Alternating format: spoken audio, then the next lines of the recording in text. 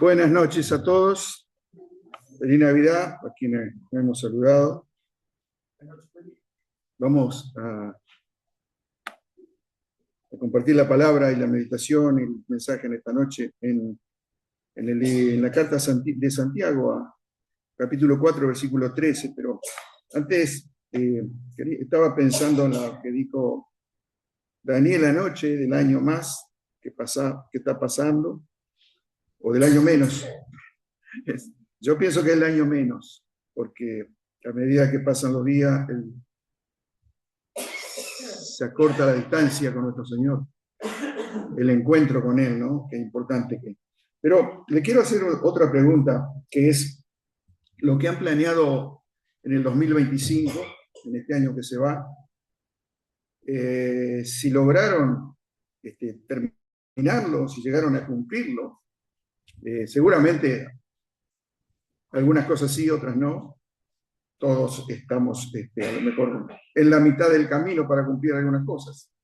Y pueden ser el trabajo, puede ser la profesión, un título, un viaje, un familiar, alguien que está por llegar. Y todo aquello que no se cumplió. Y que, bueno, se espera se cumpla en la bondad del Señor, ¿no? Pensaba que esos planes que queremos hacer o que pretendemos terminar, siempre estuvo en nosotros el querer hacerlo, ¿no? Nosotros buscamos querer hacerlo. Ahora, muchas veces nos falta el cómo, o muchas veces nos falta con qué hacerlos. ¿Con qué hacerlos? Y cuando Pablo le escribe a los filipenses, en el capítulo 2, versículo 13, Pablo le dice que Dios produce en nosotros el querer como el hacer por su buena voluntad. Y allí está la gran diferencia, ¿no? El hombre quiere, proyecta, tiene planes, pero quiere hacerlo. Dios no solamente quiere hacer en nosotros, sino puede hacer. Todo lo que Él tiene para nosotros, tiene el poder para hacerlo. Pero tiene el tiempo para hacerlo. Y el tiempo lo dispone Él. Y allí es donde un poco chocamos con ese tiempo donde pedimos y no se cumple. Y no se cumple porque la voluntad de Dios muchas veces no es este el momento, o estas cosas no te van a hacer bien, estas cosas no te van a llevar lejos de mí, estas cosas no te van a hacer crecer.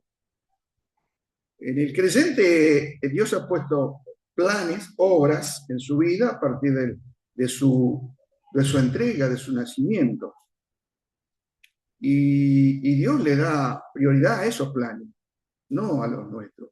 A los nuestros no lo deja de lado. Nosotros si creemos y seguimos la justicia de Dios, muchas cosas, o todas las cosas que Él piense que estén bien y que nos van a ayudar, vendrán por añadidura. Él las va a agregar. La realidad nos muestra también que a veces fallamos en los planes que proponemos, en las cosas que pedimos, en los proyectos que tenemos, fallamos. Este pasaje que vamos a leer tiene algo que nos muestra esta realidad de por qué a veces se falla. Leemos en Santiago capítulo 4, versículo 13 al 17, que está allí en la pantalla. Dice la palabra: vamos ahora, lo que decís hoy y mañana iremos a tal ciudad y estaremos allá un año, y traficaremos y ganaremos, cuando no sabéis lo que será mañana, porque ¿qué es vuestra vida? Ciertamente es neblina que aparece por un poco de tiempo y luego se desvanece, en lugar de lo cual debería decir: si el Señor quiere, viviremos y haremos esto o aquello. Pero ahora os jactáis en vuestras soberbias. Toda jactancia semejante es mala, y al que sabe hacer lo bueno y no lo hace, le es pecado. Vamos a orar por la palabra. Amado Padre, amado Dios, agradecemos, Señor, la palabra que nos has dejado. Y Padre, que tu Espíritu esté hablando a cada corazón. Tú conoces cada necesidad, Señor. Lo ponemos en tus manos. La palabra para que nos hable y esté restaurando, consolando, dando paz, consuelo, gozo. Tú conoces cada corazón. Si hay algún alma que no tiene salvación, que tú la toques y le hables por el Espíritu, Señor, para que pueda encontrar el camino a ti, que es Jesucristo. Te lo agradecemos y lo pedimos en el nombre de Jesús. Amén. Bueno, decía que el pasaje aquí nos presenta personajes que están haciendo negocios. Van a hacer negocio en una ciudad. Seguramente una ciudad para hacer buenos negocios. Seguramente han estudiado allí, como se sabe decir, el estudio de mercado, han visto que se puede hacer un buen negocio, han visto la necesidad, han visto la competencia, ¿eh? y está muy bien, ¿no? Está muy bien. Y dicen para ganar, para tener ganancia, y está muy bien. Todo está muy bien.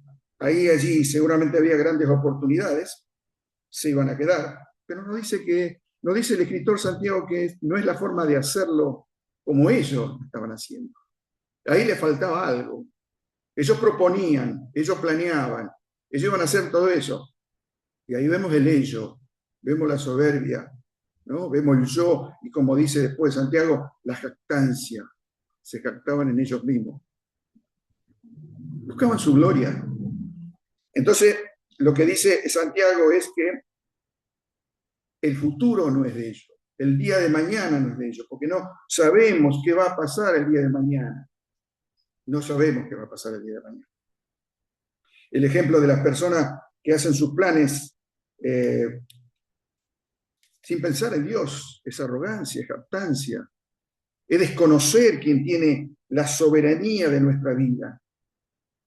Esa es la realidad. Al pasar por alto a Dios, estamos pasando por alto nuestro propio futuro, porque allí está Dios. Dios conoce lo que nos va a pasar. El sabio escribió en Proverbio 27:1, allí seguramente va a salir, sabio Salomón, por supuesto, no te jactes del día de mañana, porque no sabes ni lo que dará de sí el día de hoy. No el día de mañana, el día de hoy. Todavía no terminaste el día. No sabes cómo va a llegar a medianoche. Y ya estás diciendo de mañana, jactándote que va a tener esto, va a tener la cosa. Sabiduría de Dios. Recordemos que lo que nos dice Jesús, al rico insensato, aquel rico que tenía para llenar sus graneros, que tenía mucha riqueza, y bueno, la iba a pasar bien, tenía fortuna, y se olvidó, dice el Señor, de que lo podían venir a buscar. Esta noche podrán venir a buscar tu alma. ¿Y qué haces con todo? Insensato, arrogancia, soberbia. La soberbia de quien deja de lado a Dios, de quien no lo tiene en cuenta. Existe la soberbia de algunos que piensan que tienen todo bajo control, que está todo bajo de lo que ellos van a programar y van a hacer. Que nada va a cambiar lo que van a hacer. Pero Santiago recomienda que digamos que si el Señor quiere, viviremos y haremos esto o aquello. Si el Señor quiere, en primer lugar, si el Señor lo desea, si es su voluntad. Sepamos que nos está recomendando esta palabra de Santiago fuera de nuestra realidad. No es algo hipotético, no. Está en nuestra realidad. ¿Y por qué está en nuestra realidad? Se trata de una fe nuestra puesta en Dios y de una amistad con Dios que tenemos con Él, que nos permite confiar que Él todo lo puede hacer, que Él en todo puede intervenir en nuestra vida y que todas las cosas que ahora vemos de un modo oscuro, las puede cambiar, las puede transformar. De esa realidad se trata cuando decimos que Dios puede intervenir en nuestra vida. Que sí, haremos esto de aquello si Dios quiere. La frase de esta, si el Señor quiere, puede convertirse también lo vemos, lo sabemos, lo vivimos, en una simple repetición, como una muletilla que se puede tener, como el saludo. Bueno, buenos días, ¿cómo estás? ¿Cómo le va? El otro no contesta, pero ahí queda. O sea, ese cómo le va, o ese es una cosa rutinaria. Porque si yo le pregunto a alguien cómo le va, me interesa cómo le va. Y le vuelvo a preguntar, ¿estás bien? Pero esto parece que un saludo de ¿qué se hace rutinariamente? Muchas veces puede ser que aquello, si Dios quiere, puede ser algo así. Mira, vamos a hacer tal cosa, y si Dios quiere. Y sí, si Dios quiere, por supuesto. Pero lo pedimos a Dios, descansamos en Él, en su respuesta. ¿eh? Ahora, sabemos que Dios es soberano en todas las cosas. Y debería ser la fe y nuestra convicción en lo que Él lo quiere y que Él lo desea, que nos lleve a reconocer que Dios es soberano y que siempre estará presente y tomará las mejores decisiones para nuestras vidas. No lo que le pedimos muchas veces, las mejores, mejor que las nuestras. Es cierto que los planes, los proyectos como estas personas, los nuestros, se mueven en un mundo del mundo, es un mundo tangible, ¿no? En algo que vemos se mueve, ¿no? Donde la finalidad principal, nos dice Santiago, es la ganancia material o la prosperidad. Es decir, la intención no es la gloria de Dios, sino la búsqueda de logros personales. De logros personales. Y en este caso, materiales, en el caso del pasaje, ¿no? De estas personas. Algunas culturas también tienen la frase esta gastada, si Dios quiere, ¿no? Y es bastante común que se diga, si Dios quiere vamos allá, si Dios quiere venimos, estamos de regreso. Se usa como una forma piadosa de decirle a una persona, pero a veces muy repetitiva y comienza a perder su significado, su real significado.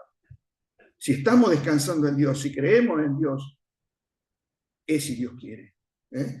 ¿Por qué le dice Santiago a estas personas ese si Dios quiere? Ese si Dios quiere que a veces es repetitivo, ¿no? Y Santiago quiere que ellos vean la realidad de su vida.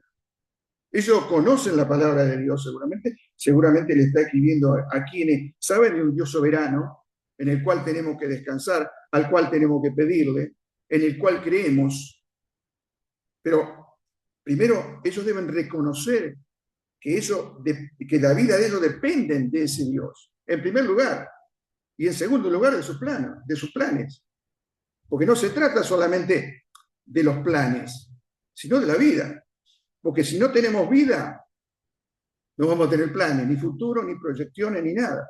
Entonces, la vida en primer lugar. Este es para alguien tal vez que no tiene a Cristo, que primero tiene que ir a Dios pidiendo por su vida, reconociendo que está perdido, que está en pecado, arrepintiéndose, pidiéndole a Cristo que entre en su vida, creyendo en su obra de la cruz. Y a partir de allí va a poner todos esos negocios que tiene, todos esos planes que tiene, cualquiera sea ellos, en las manos del Señor y va a prosperar. Va a prosperar porque Dios tiene planes para usted. Y tiene planes espirituales, pero también en este mundo. Dios no se aparta, no solamente para que trabaje en la obra, para que tenga obra en la iglesia, no, sino también en su vida personal. Porque tanto la vida personal de la familia como la vida en la iglesia tiene que ir creciendo. Tiene que ir creciendo. La madurez que tenemos en la parte espiritual, a través del fruto del Espíritu Santo, tiene que reflejarse y tiene que estar en la familia, en los vecinos, en los amigos, en los compañeros de trabajo. Si no está allí, no estamos creciendo. No estamos creciendo en lo espiritual. Porque eso se tiene que ver, tiene que ser testimonio al mundo, el crecimiento de la vida espiritual. Y no debemos criticar a aquellas personas que tienen sus negocios o planean negocio, o tienen proyectado negocio. El error de su vida no es este: proyectar, tener, trabajar, tener ganancia. No está el error en su vida eso. El problema no son sus ocupaciones, el problema son sus decisiones. Esta es la realidad de cada uno de nosotros, lo que decidimos. En el pasaje el escritor nos hace una comparación que es muy fuerte. ¿En qué nos compara? Nos compara con algo que desaparece enseguida. Nos compara con la neblina. Somos neblina. Nos miramos y decimos, no, no somos nada. Y no somos nada. Dios rescató lo necio del mundo. O decir que esa es nuestra realidad. Esto que se desvanece inmediatamente somos. Se desvanece si Dios no la mantiene. Porque si Dios mantiene eso, no se desvanece. Y Dios nos quiere mantener. La realidad del mensaje de la Biblia es que nuestra vida depende de Dios desde que nacemos o antes de nacer, cuando estamos allí en el embrión, en la panza de la madre. Allí está Dios manteniendo nuestra vida. Manteniendo nuestra vida para llegar a ser ya conscientes de nuestra vida, de nuestro pecado, y creer y de sostener. Ningún hombre se va a sostener en pie delante del juicio que viene de Dios. Ningún hombre. Nadie se va a sostener del castigo que anuncia la palabra de Dios. Este castigo que nos rehusamos muchas veces a decir, pero que está en la palabra, que es la ira de Dios. El que no cree en Jesucristo va a someterse a la ira de Dios, al castigo que viene por el pecado. Y esta es la realidad. Y ningún hombre es capaz, sin Cristo, de permanecer de pie ante el castigo de Dios. Los negociantes de aquí del pasaje no tenían excusa, digamos, de planificar el futuro de esa forma. Habían ofendido a Dios. Se habían subido al caballo de la soberbia. Allí estaban mirando desde lejos. No, nosotros lo tenemos todo. No, tenemos salud, tenemos plata, tenemos dinero y aparte tenemos un negocio importantísimo que va a dar mucho más porque no hay nadie que lo haga allí. Jactancia, soberbia, presunción. Por supuesto que cuando hablamos del futuro, cuando hablamos de planes, hablamos de proyectos, el creyente no puede vivir paralizado por el miedo a que puede pasar mañana, no, de ninguna manera. El creyente está en manos de Dios, deja todo en manos de Dios, sus planes. Pero el creyente debe saber que aquello que es la voluntad de Dios va a veces en contra de su voluntad. Y hay a veces creyentes que cuando no se hace la voluntad que piden de parte de Dios, ya empiezan a no solo a patalear, sino a dejar de orar, sino a dejar de estudiar la Biblia, sino a dejar de congregarse. ¿Por qué? Y porque no se hace la voluntad que pidió. Tenemos que aceptar la voluntad de Dios, vivir de esa voluntad. Cuando nuestra voluntad está de acuerdo con la voluntad de Dios, camina el mismo camino que la voluntad de Dios, se va a hacer nuestra voluntad, porque está caminando en la misma voluntad de Dios. Pero a veces nosotros pedimos, dice también Santiago, pedimos y pedimos mal. Pedimos para gastar en nuestros propios deleites y placeres. Santiago enseña que Dios es soberano y es soberano en nuestras vidas. Y esto nos enseña que debe ocupar el primer lugar, el primero. Y aceptar que si es la voluntad del Señor, allí viviremos y haremos esto y aquello. Si es su voluntad, si es su deseo.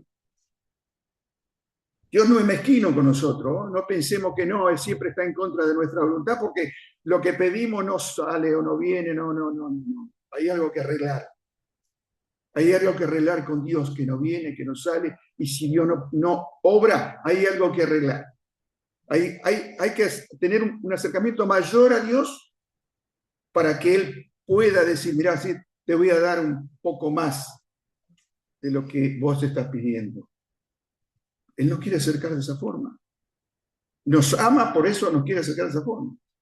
No es aquel que abre la alforja y nos da, y nos da, y nos da. No, eso no sirve. Es como la anécdota del chico que le pidió al padre en un kiosco chocolate, y el padre agarró y le compró un chocolate y se lo dio. Quiero más, quiero más, quiero más. El padre compró una caja y se lo dio. Y el chico, ¿qué le pasó? Se empachó, le agarró un ataque tremendo.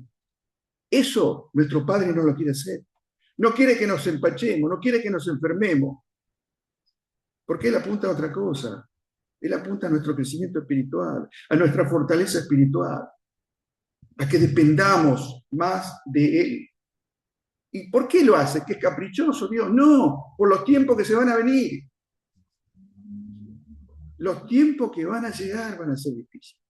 No nos vamos a mantener en pie tal vez solamente con cantar, solamente con una vez o dos a la iglesia. No, no nos vamos a mantener en pie. Necesitamos crecer, estar fuerte. La única posibilidad es la palabra, es la oración, es la comunión con Dios y los hermanos. Dios se opone a los soberbios, no lo olvidemos. Y dice la palabra, y da gracia a los humildes. La humildad es lo que pide Dios, ¿no? ¿Qué dice Jesús? Refiriéndose a aquellos que le seguían. Sean mansos y humildes. ¿Como quién? Como Eduardo, como Dante, no, como yo, dice. No busquemos la humildad en un hombre, en un pastor, no, en Dios. Sean mansos y humildes como yo, dice así. Algunos de los comerciantes habían hecho un viaje tal vez, habían ido allí, habían ganado dinero, conocían el lugar, por eso querían nuevamente ahí sí invertir. Ahora, aquellos que hicieron el viaje, que se habían arriesgado, quizás obtuvieron buena ganancia. Y al obtener buena ganancia, lógicamente que a veces sucede lo que dice el dicho, que la plata llama a la plata, el éxito llama al éxito. Entonces tuvieron más éxito. ¿Y qué nos dice la palabra? Éxito tras éxito, plata más plata o lo que sea, progreso más progreso. Que tengamos cuidado. Que tengamos cuidado porque con la prosperidad puede venir el orgullo. Con la prosperidad puede venir, ¿saben qué?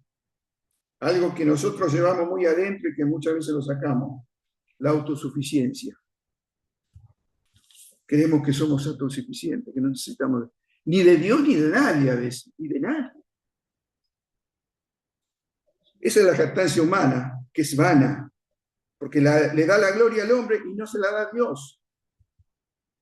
El futuro no está en las manos de los hombres y ninguno puede pretender arrogarse que tiene poder para decidir sobre su futuro. Ninguno. Santiago nos da esta advertencia. Si uno sabe que algo está mal, si sabe que algo está mal, no lo siga haciendo, no lo debe hacer, porque comete un pecado. Lo que quiere decir es que si nosotros sabemos por nuestra propia vida que algo no corresponde o está mal, no lo debemos hacer. No es nuestra ignorancia, es el saber que no lo debemos hacer. Seguimos disponiendo nuestra vida a veces sin tener en cuenta el futuro que está en manos de Dios. Estamos eligiendo seguir viviendo cuando está mal la cosa y no obedecemos. Seguimos viviendo la culpabilidad, porque somos culpables. Porque seguimos viviendo con el pecado que dice el Señor. Los problemas de la humanidad sabemos que desde el comienzo han sido del hombre tener independencia de Dios, desde la Torre de Babel, pasando por... No, somos independientes de Dios. Nosotros nos arreglamos solos. Podemos arreglarnos solos. Santiago dice que si estás subido a la soberbia y sabes el bien que puedes hacer, si no lo haces, dice, es pecado. Es pecado. Y lógicamente, que el que no tiene conocimiento del mal o del bien no está cometiendo un pecado porque está viviendo en la ignorancia. Fíjese lo que allí enseña Juan capítulo 9, versículo 41. Jesús hablando con los fariseos, allí hipócritas que no lo reconocían como el Mesías, que no le reconocían los milagros, que no le reconocían su autoridad, su palabra, no lo reconocían como el Hijo de Dios. Él está diciéndole, si fueran ciegos, entonces no tendrían pecado, porque están ignorando. Pero dice que como nos muestran que ven las cosas, entonces dice, están en el pecado. Vuestros pecados permanecen. Esa es la realidad. Esa es la realidad. El tener conocimiento le daba la responsabilidad a ellos de que, de que estaban desobedeciendo a Dios. Pero también les causaba la condenación a los fariseos, porque Jesús los condenaba. Los condenaba porque no los aceptaba. Estaban pecando contra Dios y contra Él, ¿no? Cualquiera, pues, que sabe hacer el bien, lo debe hacer. Y si no lo hace, peca. Tenemos una advertencia contra eso, porque es la negligencia de nosotros si tenemos que hacer el bien, sabemos cómo lo hacemos y no lo hacemos. Es negligencia. Es negligencia. Y no solo es la comisión que se nos ha dado para predicar el Evangelio, sino la omisión. Sino la omisión.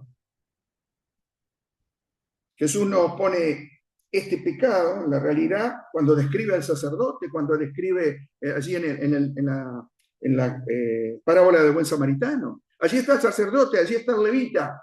No conocían lo que debían hacer con el que estaba herido. Seguro que lo conocían, no lo hicieron.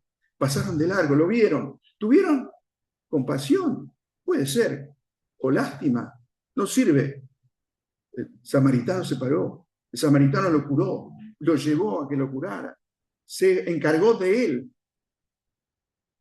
Puso a disposición dinero para respaldar ese trabajo que después tenían que hacer. Todo eso hizo el samaritano.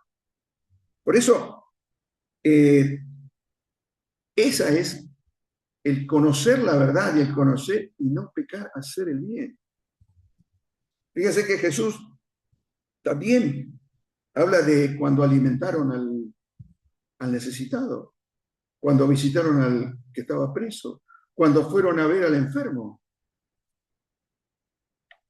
cuando hospedaron al extraño. Cuando no se hizo eso, es pecado, dice la palabra. Es pecado. ¿Por qué? Porque sabíamos que necesitaban. A los pobres siempre los tendréis, dice el Señor. A los necesitados siempre los tendremos. Entonces, allí tenemos al necesitado, al enfermo, al hospitalizado, al preso. ¿Sabemos hacer eso? ¿Sabemos que eso nos pide la palabra que ayudemos? Sí. Si no lo hacemos es pecado, dice la palabra.